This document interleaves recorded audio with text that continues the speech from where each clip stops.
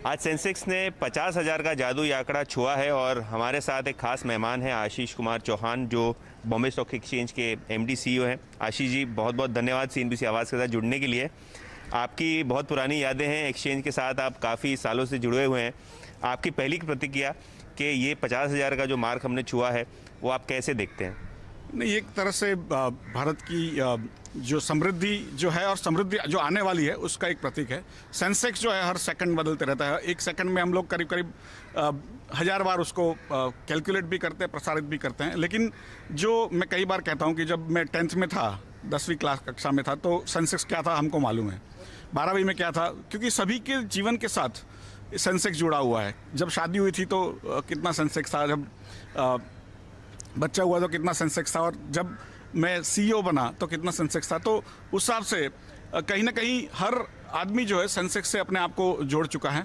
और पिछले 41 सालों में जो 1979 में इंडेक्स जो था 100 का था, आज 50,000 हो गया। इसका मतलब है कि आपने 100 रुपया उस समय निवेश किया होता तो आज 50,000 हो गया था, 500 गुना। उसके ऊपर आप डिविडेंड गिनते हो, जो हर साल कंपनियां अपना प्रॉफिट में से आपको डिविडेंड देती है, तो 70,000 हो गया होता। तो आपको 100 का 70,000 या 100 का 50,000 कोई एसेट क्लास में नहीं मिला है भारत में।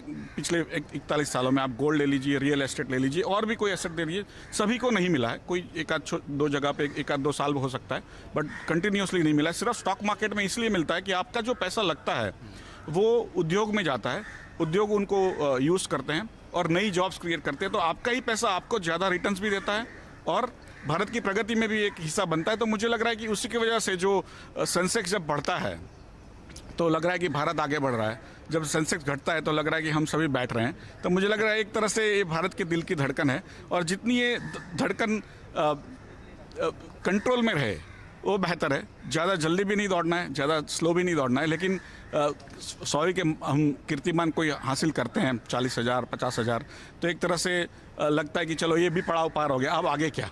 तो वही चीज़ हर आदमी सोचता है। और भारत को अगले 50 साल में मुझे लग रहा है बहुत ज़्यादा प्रगति करनी है। पिछले 25-30 सालों में हमने 6.5-7% का प्रति साल प्रगति किया है। उतना ही प्रगति हम करेंगे तो मुझे लग रहा है जो आज सेंसेक्स है उतना आप उसको आज 100 गिन लेते हो तो पिछले अगले 30-40-50 सालों में वापस वो 50,000 हो सकता है।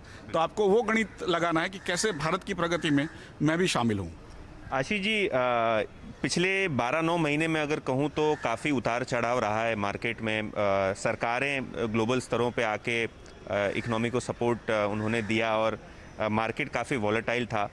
तो इन्वेस्टर के लिए आपका क्या मैसेज होगा? मैं आपका ट्वीट ही पढ़ रहा था जहाँ आपने डाला कि मार्केट कैपिटलाइजेशन 2.5 से 3 ट्रिलियन डॉलर अब हो गया है। तो एक बड़ी अचीवमेंट है। इंडेक्स तो खैर 50,000 हुआ ही है, लेकिन मार्केट कैपिटलाइजेशन भी बहुत तेज़ी से बढ़ा है। तो इस वॉलेटिलिटी के समय में और एक फियर के समय में आपका मैसेज क्या होगा इन्वेस्टर कम्युनिटी के लिए?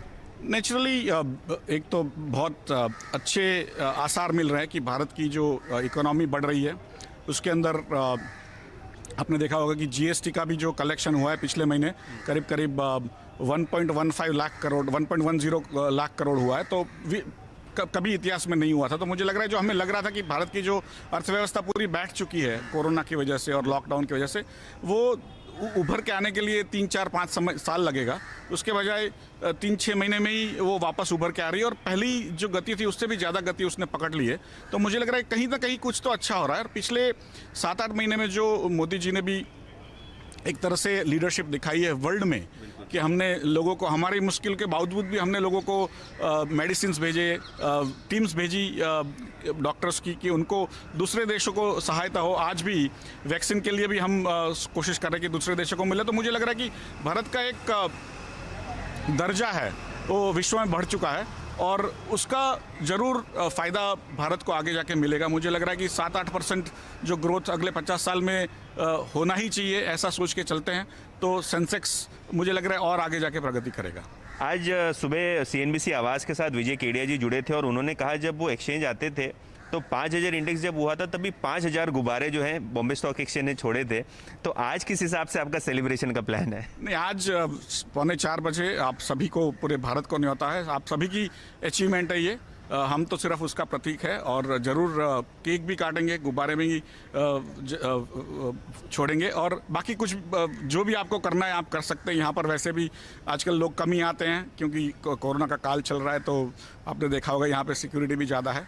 लेकिन आज जो है मुझे लग रहा है कि पूरा भारत इसमें सम्मिलित होगा, या तो खुद आकर के या तो टेलीविज़न या अपने मोबाइल पर देख के। तो आप सभी को न्योता है 3:45 बजे BSE बुल गेट के सामने ज़रूर आप आइए और अपनी जो खुशी है भारत की प्रगति के लिए, क्योंकि जैसे मैं भी इन्वेस्ट नहीं कर सकता स्टॉक मार्केट के, मुझे अलाउड नहीं है, लेकिन मुझे भी खुशी है कि बाकी सबकी तो प्रगति हो रही है तो मेरी ज़रूर होगी।